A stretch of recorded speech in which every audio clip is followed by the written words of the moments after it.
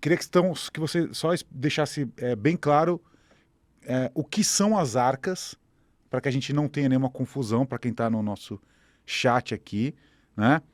Então, se são naves, se não são, se é a arca bíblica do dilúvio, tá? Primeira coisa. Segunda coisa essas arcas, elas estão operacionais? Se sim, quem as controla? Sob controle de quem? E aí, então, migrando das arcas e da arca bíblica do dilúvio, como que Jesus, o nosso Jesus galáctico, se encaixa em tudo isso que você já falou durante 1h30. Então você tem uma introdução maravilhosa, como que Jesus se encaixa em tudo isso. Então, com você, meu querido Demis Viana. Maravilha, ótimas perguntas. Maravilhosas mesmo, muito boas. Olha, primeiramente, a arca bíblica tem uma relação, sim, com as arcas que se encontram hoje. Na verdade, já estão aqui há milhões de anos atrás. Elas foram deixadas pelos semeadores antes da grande batalha galáctica ancestral, da guerra ancestral galáctica, com a queda de Maldek. Então, elas já estão aqui há muito tempo. E a gente vai voltar agora para o zodíaco de Dendera. A cada 13 mil anos, aproximadamente, acontece uma mudança no planeta, onde é uma janela de oportunidade para o planeta ascender. Mas se o planeta, vamos supor, ele não está pronto, não existem pessoas que estão aptas para esse salto, ele acaba entrando numa certa catástrofe, que foi o dilúvio universal. É interessante que esse dilúvio também universal, ele foi também projetado, não só por causa dessas forças, mas pelo próprio Eliu. Então Eliu também, ele manipulou, no caso, a questão geomagnética da Terra, principalmente a inversão dos polos, ele fomentou isso, para causar o dilúvio universal. E as arcas, quando isso acontece, vamos supor que tem uma catástrofe eminente. As arcas, elas funcionam como se fossem botes salva-vidas. Então, elas vieram à superfície, abriram, né? Quem tivesse a frequência correta, por isso que fala, né, que as pessoas, a Noé, que ele foi um justo, e ele pôde entrar na arca. E foi exatamente isso que aconteceu. E a arca conseguiu recolher todo o material genético dos animais, das plantas, para refazer o mundo novamente. E elas fazem isso, elas são botes salva-vidas também, em caso de uma catástrofe universal. E as pessoas justas puderam entrar, né, como foi relatado na própria Bíblia. Inclusive, existe uma alusão bem interessante, que a gente pode linkar.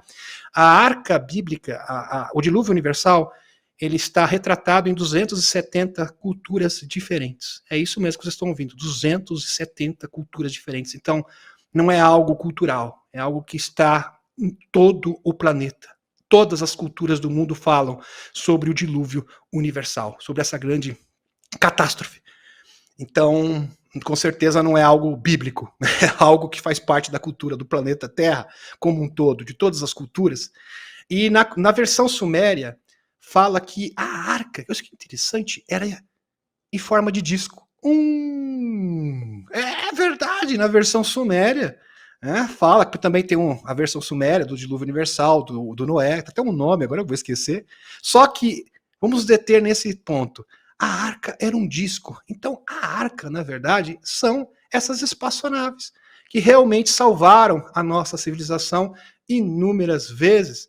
E agora chegou o momento da transição planetária. Por quê? Porque a Federação Galáctica de Mundos não quer simplesmente que salvar um grupo, meia dúzia de gatos pingados. Eles querem realmente que o nosso povo, a nossa civilização dê esse salto quântico. Aliás, nós já passamos por vários reveses diferentes, várias catástrofes diferentes, ciclos de mortes e renascimentos do próprio planeta Terra. Então, agora é o momento. Por isso que a Federação, a Confederação, o Conselho dos Nove e os seres hiperdimensionais, que nós conhecemos como a Grande Fraternidade Branca, se fazem presentes aqui, todos no nosso sistema solar, inclusive com evidências. Meus amigos, quando o telescópio James Webb, existem essas imagens, apontou para Júpiter, a Helena falou, olha, as naves da Federação Galáctica, do Comando Ashtar, estão em Júpiter, e foram vistas naves-mães passando em Júpiter, só que elas ficam do lado de trás. E do Comando Ashtar foi bem impressionante, porque foi incrível aquela anomalia. Depois eles falaram, não, foi erro no telescópio. Aliás, foram vistos no Sol, quantas vezes, né? Foram vistos naves saindo e entrando do Sol, porque o Sol, na verdade, é um imenso portal, né? Então, é algo realmente sensacional. O próprio Bill Tompkins, que era engenheiro aeroespacial já falecido, acho que ele faleceu em 2018, ele falava que o Sol era um imenso portal, ele chamava essas naves de cruzadores solares. Em Júpiter também, em Saturno também existem portais onde essas naves entram e saem do nosso sistema solar, e isso foi flagrado pelo telescópio James Webb, há pouco tempo atrás, foi em 2021, então foi sensacional. Agora, com respeito a Sananda, quando o Andriy Shapovalov, vou contar a história aqui todinha para vocês. O Andriy Shapovalov era um agente da CIA israelense que teve contato com o Uri Geller. Lembra do Uri Geller que entortava os garfos, né, que tinha os fenômenos psíquicos? E ele, na verdade, trabalhava com vários pequeninos, com várias crianças diferentes, o Andriy Shapovalov, porque ele acreditava que existiam sementes estelares. A gente fala muito de semente estelar hoje em dia, ele acreditava que realmente existiam pequeninos que reencarnaram na Terra com missões especiais, que seriam as crianças índigo, cristal, arco-íris, que foram retratados posteriormente também pela Dolores Cannon, né, que é uma das maiores especialistas que fala das sementes estelares. E o Andriy Shapovalov acreditava piamente nisso, e ele começou também a ter contato com superconsciências, que ele chamava de Conselho dos Nove. O Conselho dos Nove não é algo único do Andriy Shapovalov, porque os egípcios acreditavam no Conselho dos Nove, os gregos, que era conhecido como uma Neneade egípcia. Inclusive nas pirâmides você encontra hierógrafos falando do Conselho dos Nove. Então isso é um conhecimento ancestral muito antigo. E o Andriy Shapovalov, ele correu o mundo inteiro porque ele queria um canalizador, um médium que tivesse o potencial de receber o Conselho dos Nove, as 9 consciências. E ele achou um ótimo candidato, que foi o Zé Arigó. Lembra do Zé Arigó? Zé Arigó, que recebia o Dr. Fritz, né? Foi o primeiro. Foi o primeiro.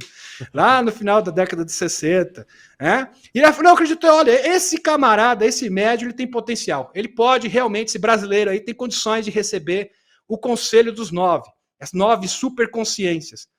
Aí, o Zé Arigó acabou desencarnando, como vocês bem sabem, e ele falou, puxa, que pena, agora preciso achar uma alternativa, um substituto. E achou a Phyllis Schleimer. A Phyllis Schleimer, que era uma mulher, falou, essa médium, eu acredito que ela pode. E aí, junto com o Andriy Shapovalov, o Uri Geller, o Jenny Ruttenberg, roteirista de Hollywood, que criou a série, eles participavam das sessões. Leslie Nielsen, também, todos eles participando das sessões. E ela escreveu um livro que se chama O Único Planeta da Escolha, com a mensagem do Conselho dos Nove. Nesse livro fala sobre as 24 raças extraterrestres. Isso, que eram semeadores do planeta Terra. E ela denomina cada raça, cada povo da Terra tem uma ligação genética com um desses povos. E existem os Ruvianos, que é uma alusão ao tetagrama. Inclusive, por quê? Porque os Ruvianos é da onde surgiu o povo hebreu. Os Ruvianos, justamente. Todos nós temos DNA alienígena, todos os povos do planeta Terra, ok? Todos temos essa característica alienígena. E dependendo da região, essa característica pode ser mais predominante ou não. E o povo hebreu, no caso, o povo semita, é descendente dessa raça extraterrestre, que são os Ruvianos, que é uma raça super poderosa, tá? Depois a gente pode até nomear para vocês todas as raças. Na verdade, nós somos compostos por 11 raças dos semeadores, né? E também por 11 raças, dá o total de 22, ok? Não foram todos que doaram a sua genética, no caso dos semeadores. Então foram 11 dos semeadores, 11 raças do sistema solar local e mais uma do Lemuri de cabeça preta, né? Que era uma espécie de primata, né? Da onde surgiu o ser humano. E os Ruvianos é da onde surgiu Jesus, a linhagem de Jesus Cristo. E Jesus, ele manteve a linhagem do Adão original, que foi preservado por Enki, pelos Anunnakis. Eles preservaram essa linhagem para que a frequência do planeta Terra e o nível de consciência pudesse perdurar até os últimos dias. Então a linhagem de Jesus é da linhagem adâmica original, do ser humano que não foi manipulado, que não foi adulterado, que ainda tinha as suas 12 genéticas intactas. Né? Maravilhoso isso, né? Fantástico. E porque nós temos 12 filamentos de DNA, todos intactos. E todos os filamentos de DNA intactos. Então, Jesus, ele conseguiu, de geração em geração, Maria, no caso, ela foi abduzida, aonde recebeu um gene de um ruviano. Olha só, de um ruviano, um extraterrestre, aonde concebeu Jesus. E Jesus trouxe essa mensagem de paz, uma mensagem de empoderamento humano. Porque ele sempre falou do empoderamento humano. Ele falava para os fariseus, meu pai não é o pai de vocês. Por que vocês adoram? São extraterrestres regressivos, que querem subjugar a humanidade. Deus está em cada um de nós. Eu vou para o meu pai, ou seja, o pai dele era o próprio planeta de origem. Então ele veio com essa missão extraordinária, mostrando o empoderamento humano. Ele falou mais ainda, ele disse, todos esses milagres que eu faço, vocês também podem fazer. Vocês podem se equiparar a mim. Isso está ao alcance de todos. Então ele trouxe uma visão completamente diferente de amor, de fraternidade, que foi inclusive a proposta dos extraterrestres positivos, quando se reportaram para os governos do mundo. Infelizmente eles foram rechaçados, eles não quiseram dar ouvidos a essa mensagem de amor e de paz. Que maravilhoso isso. E Jesus, existe essa linhagem de Jesus que continua até os dias de hoje. Assim, a genética, essas pessoas que são chaves vivas, estão vivas até hoje para ativar essas arcas, ok? Então ele conseguiu manter isso vivo até hoje, com a ajuda do Conselho dos Cinco. O Conselho dos Cinco é formado por seres da resistência de Órion, inclusive os Zegarotes, que são uma espécie de Grey, mas são Greys benevolentes. Assim como os Orella também, que são uma espécie de Greys, que também são Greys benevolentes, são seres super espirituais. E eles trabalham com a genética humana, porque assim, para você receber uma alma extraterrestre, igual as sementes estelares, você precisa ter um pouco da genética desses extraterrestres.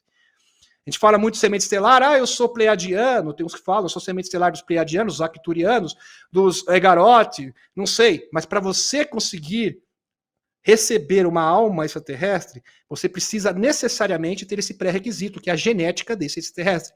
Por isso, os Conselhos dos Cinco abduzem mulheres, olha que interessante, manipula o óvulo dessa mulher para ela receber, na concepção, a genética desse extraterrestre, para que uma alma, uma semente estelar realmente possa existir no nosso planeta, caminhar sobre a Terra. Então, é algo maravilhoso. E a linhagem de Jesus é mais incrível ainda, porque ela foi preservada de geração pós geração.